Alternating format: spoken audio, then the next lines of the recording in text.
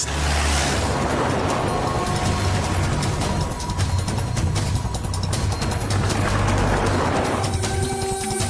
అన్న త్వరగా రండి.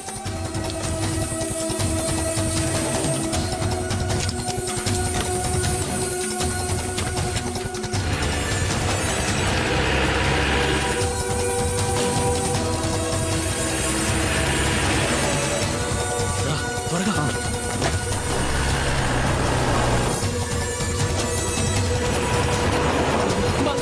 కాపాడు. పోలీసులు ఎన్కౌంటర్ చేయాలని చూస్తున్నారు. ఎందుకు? ఆ రేంజర్ పిల్లలు స్నానం చేస్తుంటే తెలియక తొంగి చూసారా?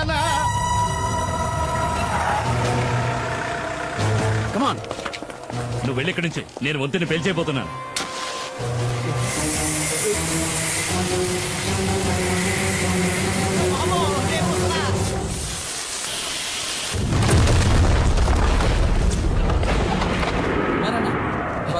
బండి కూడా రెడీగా ఉంచారు.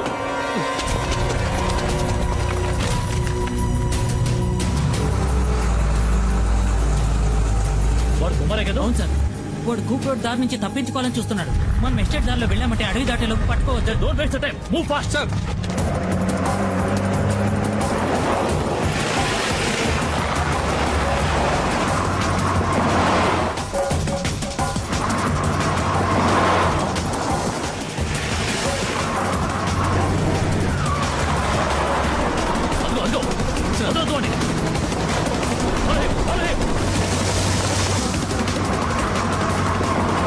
కుమారన్నా, వేగంగా వెళ్ళండి.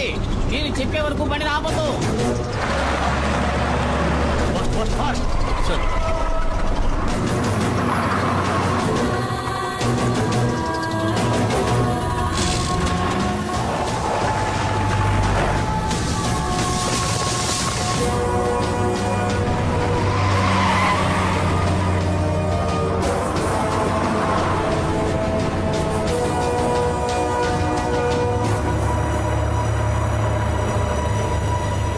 పోలీసులు దొరికితే అంతే. లారీ మొత్తం గంజాయే. ఎలాగైనా సరే ఈ అడవి దాటుకుని మా ఏరియాలోకి ప్రవేశిస్తే ఏ రిస్క్ ఉండదు. అక్కడ నిన్ను ఎవరూ ఏం చేయలేరు. నన్ను నమ్ము.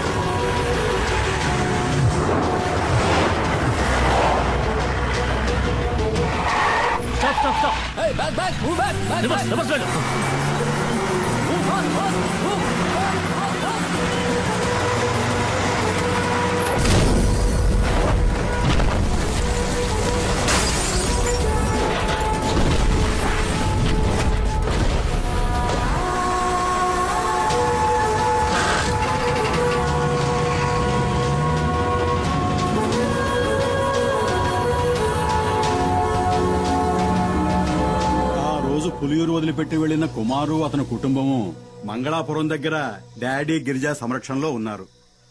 ఇక్కడున్న కేసును మాఫీ చేయిస్తానని చెప్పి ఆ డాడీ గిరిజ కుమార్కి మాటిచ్చాడు. బాధపడొద్దు, అతను తప్పకుండా తిరిగి వస్తాడు. నీ గురించి నేను చెప్తాను, తప్పకుండా సహాయం చేస్తాడు. బాబు, అడగటం మరిచాను, ఆ కుమారుతో ఎవరొచ్చారని చెప్పాలి?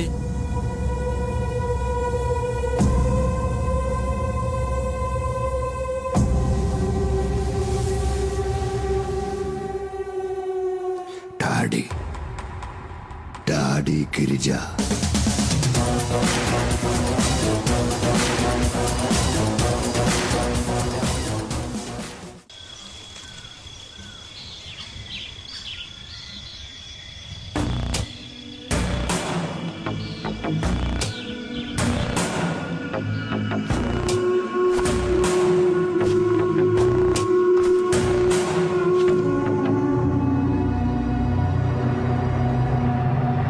మనం ఎంత దూరం వచ్చాం, ఒక్క పోలీసుడు కూడా మనల్ని అడ్డుకోలేదు. చూసారా, గంజాయాకును పొడిగా చేసి లారీలో ఎక్కించినప్పుడు ఏదో అనుకున్నాను మీ గురించి. ఇప్పుడు కదా అర్థమైంది, దేహ బలమే కాదు మీకు బుద్ధి బలం కూడా ఎక్కువని. కొంచెం మెల్లగా వెళ్ళు. పరిగెట్టిని బాగా లాక్కెట్టారు కదా, రోడ్లో గడ్డి ఎక్కడా జారుదుగా. ఇలాగే తీసుకువెళ్ళి పశువులకు మేతగా వేయకుండా ఉంటే చాలు.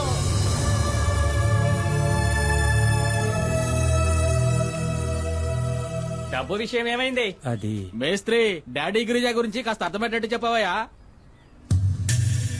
దేకో డాడీ, ఇవ్వాల్సిన డబ్బు ఇచ్చే తీరాలి. నువ్వేదో కష్టంలో ఉన్నావని ఖాదరాబాయ్ ఇన్నాళ్ళు ఓపిక పట్టాడు. ఇప్పుడు నువ్వు పెద్ద కోటీశ్వరునివైనావని ఊరంతా చెప్పుకుంటున్నారు.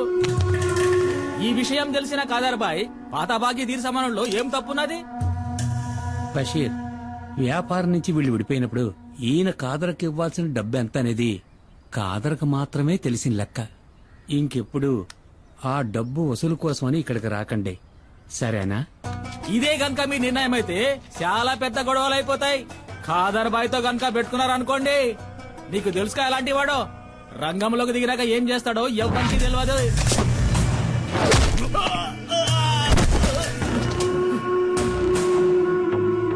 నేను మంగళాపురాన్ని ఏలేసి వచ్చిన తర్వాతేరా ఆ కాదరబాయి గాడు అడుగు పెట్టాడు, పెద్దోడయ్యాడు. ఇల్లు అడిగి చెప్పు, ఆడికి దమ్ముంటే నా ఎదురుగా నిలబడి డబ్బులు అడగమను. బషీర్, ఏంటలా చూస్తావు, వెళ్ళు.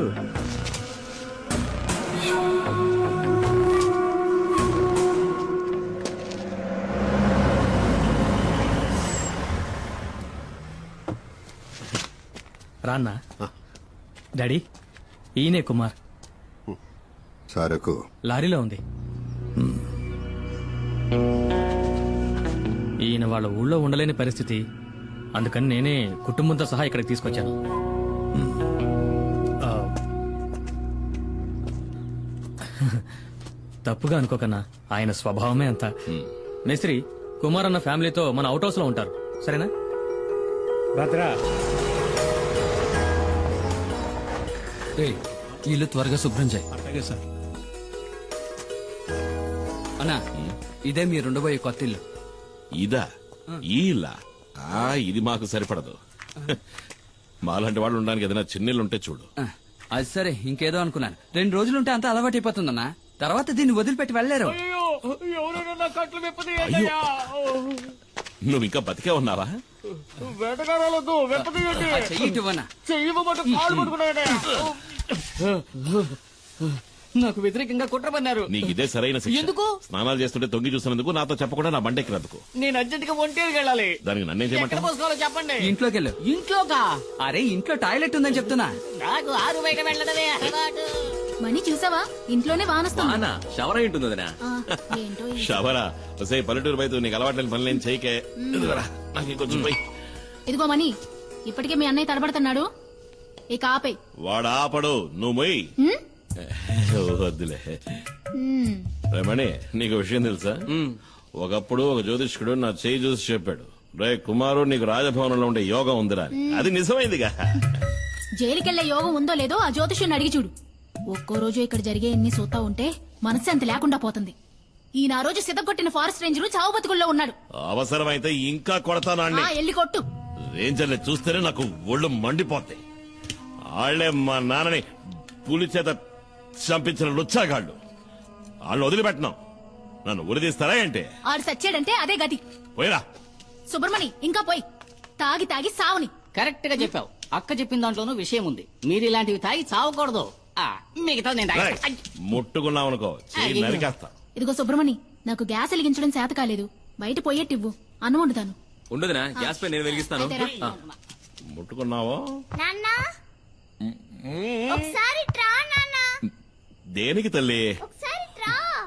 వెళ్ళి ఏంటో అడగన్నా. జాగ్రత్త. తాకనే తాకను. తాకేవో అయిపోతావు. ఈ విషయంలో కన్న తండ్రి చెప్పినా విన్నంటే విన్నా.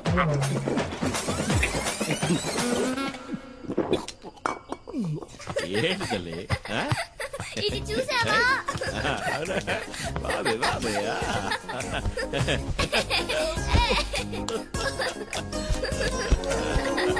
మైనా, మైనా, వస్తున్నాను. వేక దాకా సారాయి తాగి పిలుస్తున్నాడు చూడు, మైనా మైనా అంటూ. ఏంటి నువ్వు వచ్చి ఈడ పడుకోద్దా?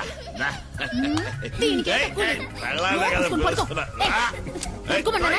ఇదిగో, నువ్వు రా. పద వెళ్దాం. అయ్యా. నువ్వు పడుకోవే. కొట్టేననుకో. నువ్వు పడుకోవా? నువ్వు రావే. నిద్రపోమని చెప్పానా? తాప తీసుకురావడానికి వెళ్తున్నారా? అన్నా, నేను ఇక్కడ పడుకోనా? అదే, నేను ఇక్కడ పడుకుంటాను, మీరు మీ కుటుంబంతో సహా బయట పడుకోవచ్చు కదా అని. ఏంట్రా? నిజమన్నా.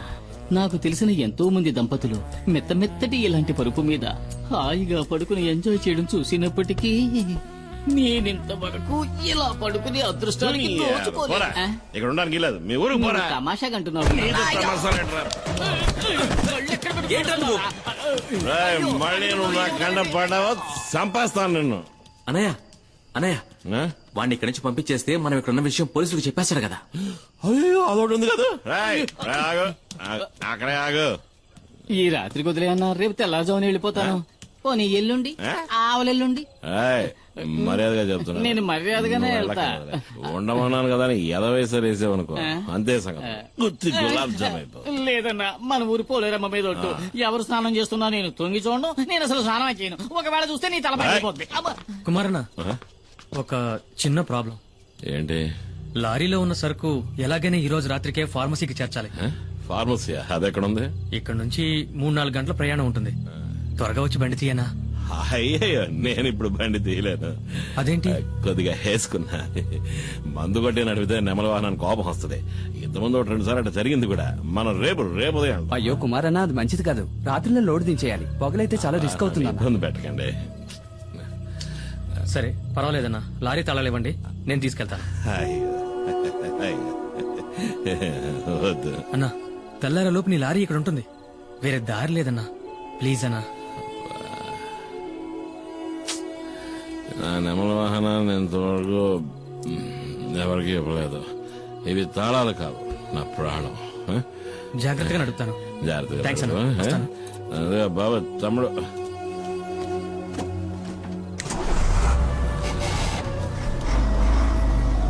నా ప్రాణం పొద్దులంత బాధగా వదిలే తట్టుకోలేకపోతున్నా. రాయ్, మిగిలిన సరుకు తీసుకురా. మిగిలిందంతా నేను తాగేశానన్నా. మనసా కవ్వించకే నన్నిలా. ఏంటి తెల్లారగానే స్నానం చేసి అలవాట్లేదా? నాకు తెలుసులే. చేసేటప్పుడు చెప్పు, మన ఉద్యోగం అందరికీ సాయం చేయడమే. నీ సాయం కావాల్సినప్పుడు చెప్పి పంపిస్తాలే. ఓ రైసు చూద్దాం. జానికే కదా నీ పేరు? కాదు, సుమతి. ఏం కావాలి నీకు? అదే మామూలుగా ఇంటి పనులు చేసేవాళ్ళ పేరు జానికనే ఉంటది. చీపురు కట్టి తిరిగేయాలా? ఏంట్రా తనతో? ఏం లేదన్నా, తను నాకు గేలం వేయాలని చూస్తుంది. ఏంటి? తను నాకు గేలం వేయాలని చూస్తుంది అంటున్నా. నేను చిక్కుతానా? నా లెవెల్ ఏమిటి, ఆ పని మనిషి లెవెల్ ఏమిటి? అన్నట్టు మర్చిపోయిన తను రాత్రి వెళ్ళిన బండి ఇంకా రాలేదేంట్రా? ఇంకా రాలేదా? అవును. ఒకవేళ యాక్సిడెంట్ అయి బండి లోయలో పడి ఖాళీ బూడిదైపోయి ఉంటే? రేయ్, నీ దరిద్ర పునరు డబ్బును ఎదవ. అలా జరుగుంటుందేమో అన్నానంతే. మనసా కవ్వించకి శశి శశి శశి. నెమలి వాహనం రాలేదు, నా లారీ ఇంకా రాలేదని చెప్తున్నా. లారీయే కదా వస్తుందిరే. అన్నా, అతనంత కష్టపడుతుంటే వాళ్ళంతా సాయం చేయకుండా అలా చూస్తూ నుంచుంటారేంటి? మనం వెళ్ళి చేద్దామా? ఆయన దండేలు తీస్తున్నాడు రా. 96. ఏంటి కుమార్, పోటీకొస్తావా? వద్దు సార్, వాడతారు. ఈ విషయంలో అన్నను ఓడించే వాళ్ళు ఎవ్వరూ ఉండరు. అన్న పులి కదా. మీరా నాకేదైనా ఓ పని ఇప్పించండి సార్. నేనేమీ చేయకుండా ఊరికే తిని నాకు కూర్చోలేను. కూడా ఊరికే ఉండడం ఇష్టం ఉండదు. అయితే నేను ఇక్కడ ఉన్న బళ్ళని కడిగేస్తాను. కొంచెం ఆలోచించేయన్నా. పరా. అయితే నువ్వు వెళ్ళి ధైర్యంగా కడిగానా?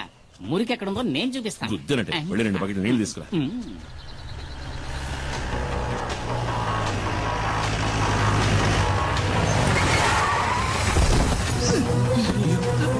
ఏమైందిరా? ఏంట్రా ఏమైంది? డాడీ, పెద్ద ప్రాబ్లం అయింది. మేము ఫ్యాక్టరీ దాకా వెళ్ళాం. అప్పుడే 3-4 జీపుల్లో ఎవరో వచ్చారు. లారీని తీసుకువెళ్లారు. శివాన్ కూడా కిడ్నాప్ చేశారు. ఎవరు మిస్టరీ వాళ్ళు?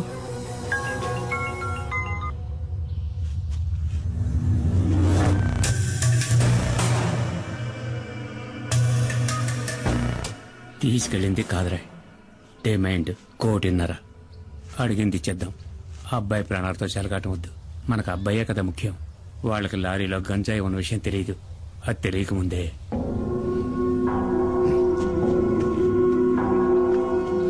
ఏంటి ఏమైంది మేస్త్రి? ఇది ఒక పాత లెక్కలే, తీర్చాలి. తీర్చక తప్పదు. ఇదిప్పుడు మన డాడీ కొడుకు విషయం కాబట్టి వెనక్కి తగ్గారు. డాడీ ఎప్పుడు తెల్ల డ్రెస్ వేసుకోవడమే చూశావు.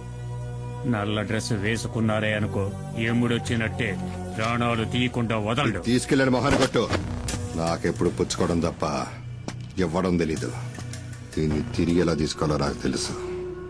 మేస్త్రి, నా బిడ్డ ఒంటి మీద ఈగ వాళ్ళని కూడా చీరేస్తానని చెప్పు. నా నెమలి వాహన సంగతి ఏంటి మరి? అదేగా ఇప్పుడు చెప్పింది. నీ లారీని మా శివాని వాళ్ళు పట్టుకెళ్లారని. భద్రా బండిది, నువ్వు రా. నేను వస్తాను. నా బండి నాకు కావాలి.